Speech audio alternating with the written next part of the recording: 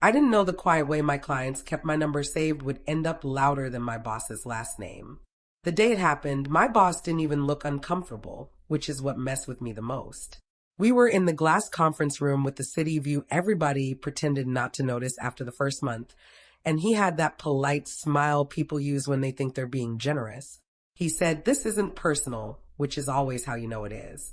Then he slid a folder across the table and told me the firm was going in a new direction, and that direction had his college-age daughter's name printed on the welcome packet. I remember staring at the folder like it might explain itself if I gave it enough time. My coffee was still hot. I just retwisted my hair the night before, wrapped it in my satin scarf like always, came in feeling grown and competent and tired in that normal, respectable way. I'd billed the most hours on the team 3 quarters in a row. My clients asked for me by name. I trained 2 associates who now outranked me somehow. And still, here I was being told I should feel proud that I helped build something before it was handed to someone who still needed help finding the printer. His daughter sat at the end of the table, legs crossed, nodding like she was at a brunch panel about manifesting. She had on a blazer that still had the stitch in the back vent, like she hadn't figured out how clothes work in real offices yet.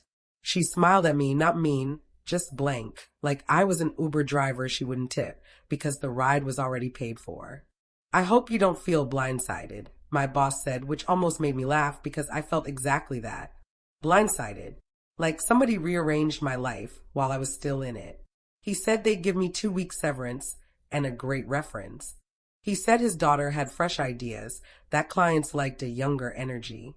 He said I'd land on my feet because I was so resilient, which is corporate code for please don't cry in here. I didn't say anything dramatic. I nodded, because that's what I do when I'm processing disrespect in real time.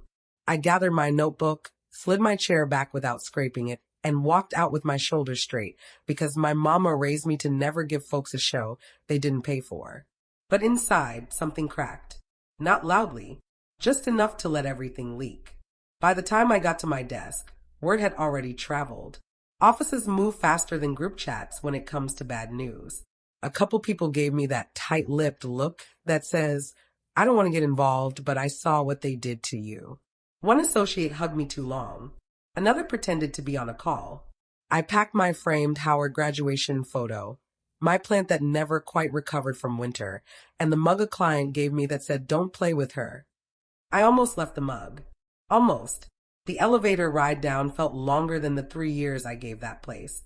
I caught my reflection in the mirror and thought about all the times I softened my voice, edited my emails, let my work speak because I was tired of speaking for it. All the times I fixed other people's mistakes quietly so nobody would think I was difficult. All the times I was told I was lucky to be there. When I got outside, my phone buzzed, then buzzed again, and again. I didn't look at it right away. I needed a minute to just stand there and feel the air, like I was reminding my body I still existed outside of that building. Then I checked. It was a text from Mrs. Feldman, one of my longest clients. "Heard a rumor you're leaving. Please call me." Then one from Marcus, who ran a chain of gyms and swore by me like I was a family. "Doctor, you okay? What firm you going to?" Then an email from a nonprofit director who always CC'd me, even when my boss was the one technically in charge. Subject line, "Checking on you." I sat on a concrete planter and let out a breath I didn't realize I'd been holding since the meeting. My chest hurt, but not in a panicky way. More like pressure. Like something was building. I didn't go home right away. I walked, past lunch spots I couldn't afford anymore, past the coffee place where the barista knew my order, past the bank where I just started feeling comfortable about my savings. By the time I got to my apartment, my feet hurt and my phone battery was low from all the messages I hadn't answered yet. My place was quiet in that way that makes your thoughts louder.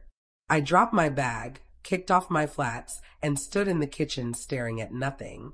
Then I called my cousin Renee, because Renee is the kind of person who listens without trying to fix you and will also fight somebody in a Target parking lot if needed.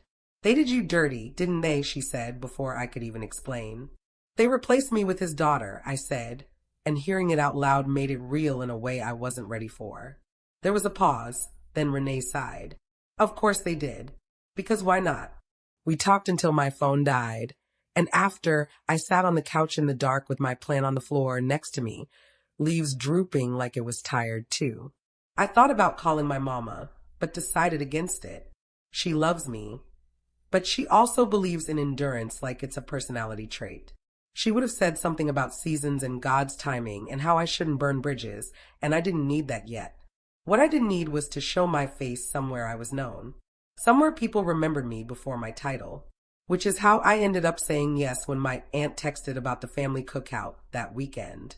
The one I'd been dodging because I didn't feel like answering questions about my job and my love life, and why I still didn't have kids like that was a Yelp review waiting to happen. Saturday came fast. I put my hair in a low puff, kept my makeup simple, and wore a sundress that made me feel like myself again. The backyard was already loud when I got there. Uncles guarding the grill like it held state secrets. Aunties pretending not to listen while catching every word. Kids running around with sticky hands. Somebody's speaker playing old school R&B like it was a requirement. As soon as I walked in, my cousin whispered, "You okay?" And my aunt hugged me like she already knew the answer. Word travels in families too. I told them what happened in pieces between bites of potato salad. There were head shakes and tongue clicks and one uncle who said, "That's why I don't work for nobody," even though he definitely does. It felt good to be mad out loud, to have people validate that what happened wasn't normal or fair. That's when my phone buzzed again.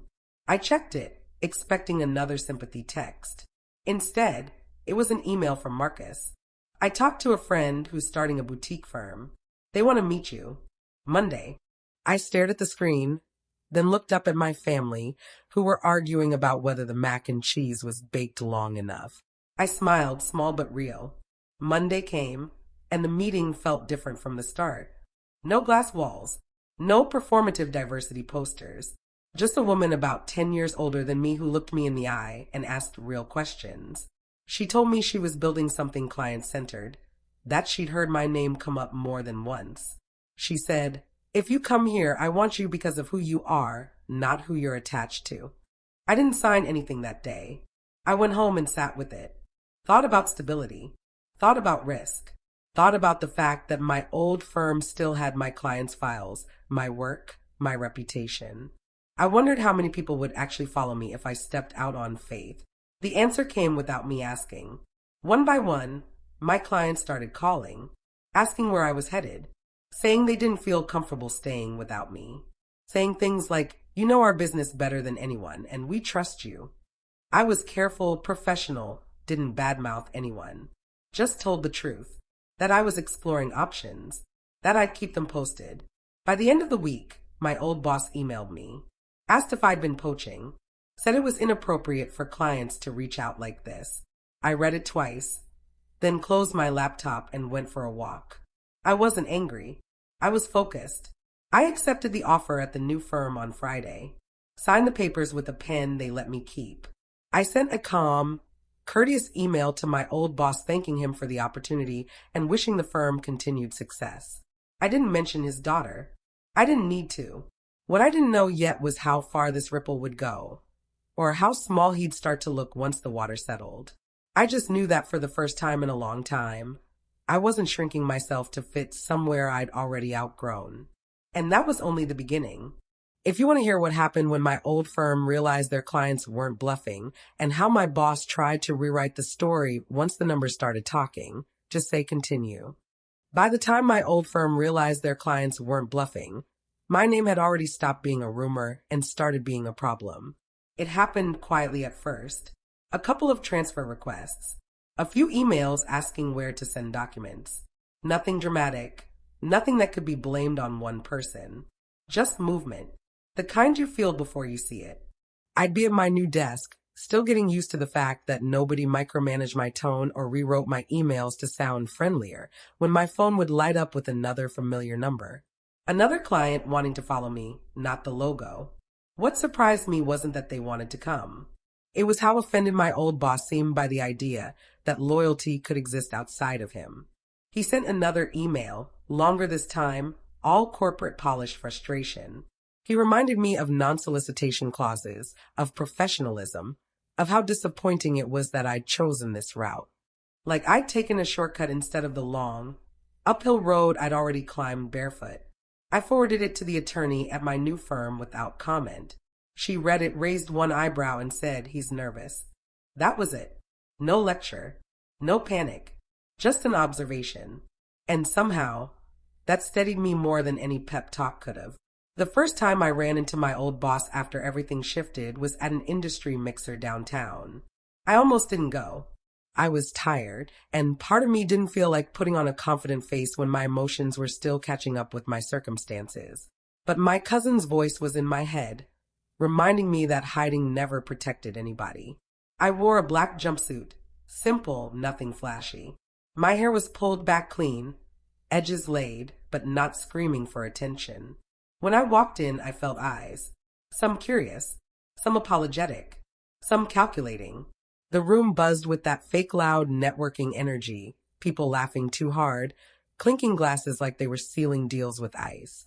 I spotted him across the room, standing stiff, his daughter beside him. She looked different than she had in the office. Less sure, less shiny. She kept checking her phone, scanning the room like she was looking for someone who wasn't coming. When he saw me, his smile faltered for half a second before snapping back into place. He approached like everything was normal, like we'd just bumped into each other at the grocery store. "Good to see you," he said. "I've heard you've been busy." I smiled politely. "I have." He leaned in a little, lowered his voice. "Some of the clients you worked with are confused. They think you took something with you." I held his gaze. "I took my experience. And my reputation. Those are portable." For a moment, he looked like he wanted to say something sharp, something cutting. But we were in public, and he needed witnesses to believe he was still in control. He nodded instead, tight. His daughter stared at me like she was finally seeing the outline of a person she'd replaced without thinking. I walked away before he could recover.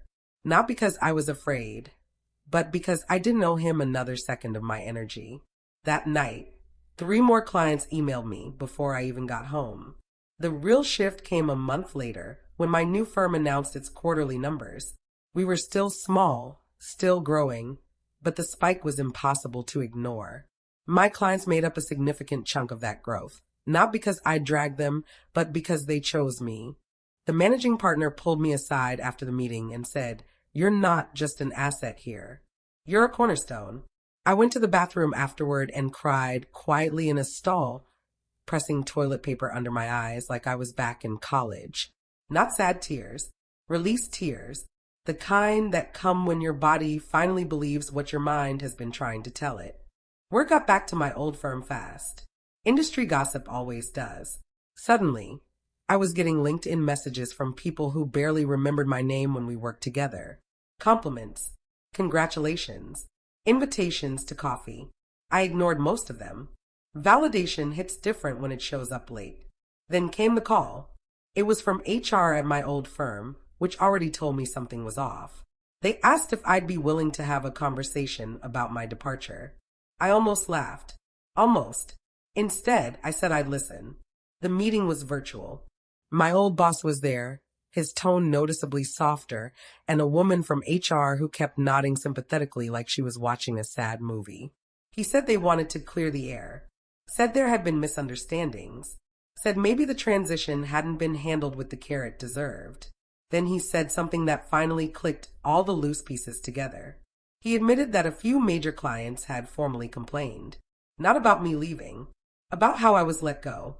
About the lack of transparency. About replacing someone they trusted with someone untested. One client had even used the phrase nepotism, which apparently landed like a grenade. He didn't apologize. Not really. He framed it as regret that things had escalated. But he did offer something. A settlement. Quiet. Clean. An agreement that included compensation, and a clause preventing him from disparaging me professionally. I muted myself and sat back for a second, heart pounding. Not because I wanted revenge, but because I hadn't expected accountability to knock so plainly. "I'll have my attorney review it," I said calmly. After the call ended, I stared at my reflection in the dark laptop screen. I looked older than I had 6 months ago. Not in a bad way. In a way that suggested I'd earned something. I signed the settlement a week later. The money didn't make me rich, but it made me comfortable. It patted my savings, took the edge off my anxiety, gave me room to breathe. When I told my mama, she went quiet for a long moment, then said, "I'm proud of you." No sermon, no lesson, just pride. I held on to that. At the next family cookout, the vibe around me had shifted. People listened when I spoke. Aunties asked for advice. Cousins joked about needing me to look over contracts. The same uncle who'd sworn off working for anybody asked if my firm was hiring. I laughed and told him to send a resume. Later that evening, while the sun dipped low and the kids ran slower, my phone buzzed again. It was a message from my old boss's daughter. Short, awkward. She said she hadn't realized how much I'd carried, that she was overwhelmed, that she hoped there were no hard feelings. I read it twice, thought about the conference room, the folder, the way she'd smiled without understanding. I typed back something honest, but measured, that I wished her well, that leadership isn't inherited, it's earned. That was all. As the months passed, my life settled into something steadier. I decorated my new office with plants that actually thrived. I took a real vacation without checking email every hour. I stopped shrinking. My voice. When new clients came in, they were introduced to me as exactly who I was, not a supporting character. One evening, after a long but good day, I sat on my couch with my feet up, phone on the charger, listening to the hum of the city outside. I thought about how close I'd come to believing the story they tried to tell about me. That I was replaceable. That my value came from proximity, not substance. The truth showed up anyway. Through people. Through choices. Through quiet loyalty that didn't need a press release. I didn't win by yelling or suing or making a scene.